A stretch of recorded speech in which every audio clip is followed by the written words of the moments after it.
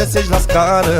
Nu vreau din nou mama ta să vadă că umbriară cu un vagabond de stradă. Și eu mă feresc, mama, să nu mă prindă, că nu mai vreau din nou nervii să-mi întindă. Mereu mă plictisește vorbindu-mi de tine, că ești o haimana și că nu faci de mine. Să scap de ea o mint, că nu mai sunt cu tine, că nu mai am iubit și că așa mi-e bine.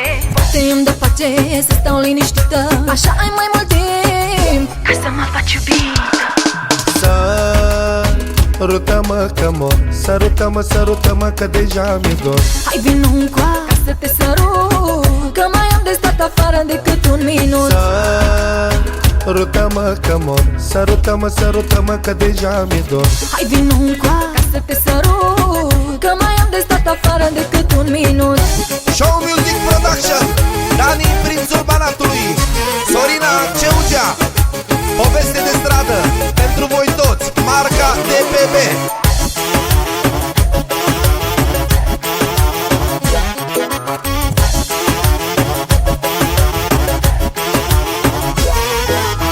Nu vreau să pleci, vreau să mai stai cu mine, că vreau să te sărut, să mă satur de tine.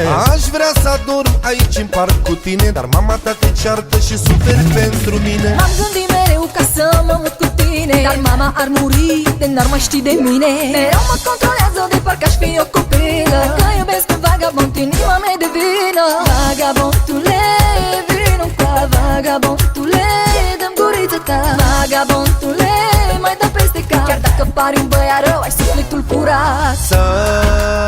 Sărută-mă că mor, sărută-mă, sărută-mă că deja mi-e dor. Hai vino încoa ca să te sărut, că mai am de stat afară decât un minut. Sărută-mă că mor, sărută-mă, sărută-mă că deja mi-e dor. Hai vino încoa ca să te sărut, că mai am de stat afară decât un minut. Ești iubitul meu, ești norocul meu, ești iubirea mea, te iubesc toată viața.